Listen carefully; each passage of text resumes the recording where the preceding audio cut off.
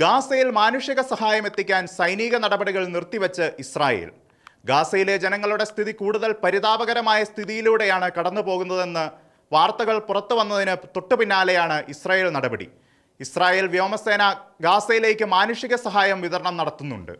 ഗാസയിലേക്കുള്ള മനുഷ്യാവകാശ സഹായങ്ങൾ കൂടുതൽ എത്തിക്കാനാണ് ഇസ്രായേൽ കഴിഞ്ഞ മണിക്കൂറുകളിൽ സൈനിക നടപടികൾ താൽക്കാലികമായി നിർത്തിവെച്ചത്. ചില നിർദ്ദിഷ്ട പ്രദേശങ്ങളിലാണ് ഇസ്രായേൽ സൈന്യം ഈ നടപടി കൈക്കൊണ്ടിട്ടുള്ളത്. ഹമാസ് ഗാസയിൽ സാധാരണക്കാരെ മറയായി ഉപയോഗിക്കുന്ന ഇടങ്ങളിൽ ഇസ്രായേൽ ജനങ്ങൾക്ക് സഹായം എത്തിക്കാനും തുടങ്ങിയിട്ടുണ്ട്. എയർ ഡ്രോപ്പ് ദൃശ്യങ്ങൾ ഇസ്രായേൽ പ്രതിരോധ സേന പുറത്തുവിട്ടു. അതേസമയം US പ്രതിനിധി സഭയിലും US സെനറ്റിലും ഇസ്രായേലുമായി അടുത്ത ബന്ധമുള്ള നേതാക്കൾ ഗാസയിൽ ഭക്ഷണവും മറ്റ് മാനുഷിക സഹായങ്ങൾ എത്തിക്കേണ്ട അടിയന്തര സാഹചര്യമാണ് നിലവിലുള്ളത് എന്ന് ഇസ്രായേലിനോട് അഭ്യർത്ഥിച്ചു. US പ്രസിഡന്റ് ഡൊണാൾഡ് ട്രംപും വിഷയത്തിൽ ഇടപെടുകയും ചെയ്തു. ഗാസയിൽ സംഭവിക്കുന്നതെല്ലാം ഭീകരമാണെന്നും കുട്ടികളാണ് ഏറ്റവും ബുദ്ധിമുട്ടുന്നതെന്നും ഭക്ഷണവും പണവും ജനങ്ങളിൽ നിന്ന് കവർച്ച ചെയ്യപ്പെടുന്നുവെന്നും ട്രംപ് പറഞ്ഞു. ഇതിനിടെ ഇസ്രായേലിന്റെ താൽക്കാലിക സൈനിക നടപടി നിർത്തിവെക്കൽ എത്ര നാൾ തുടരുമെന്ന് വ്യക്തമല്ല. അന്താരാഷ്ട്ര സമ്മർദ്ദം കുറയുന്നതുവരെ സഹായ കോറിഡോറുകളും നിശ്ചിത പ്രദേശങ്ങളിലെ യുദ്ധവിരാമവും ജനങ്ങൾക്ക് വേണ്ടിയുള്ള എയർ ഡ്രോപ്പുകളും തുടരാനാണ് സാധ്യതയേറെയും. ഗാസയിലെ പാലസ്തീൻ ജനത ഹമാസിന്റെ ഇരകളാണെന്നും അവർക്ക് ഇതിലുമധികം നല്ലതും ഉത്തമവുമായവ ലഭിക്കേണ്ടതുണ്ടെന്നും ഇസ്രായേൽ സൈനിക വൃത്തങ്ങൾ തന്നെ പറയുന്നു.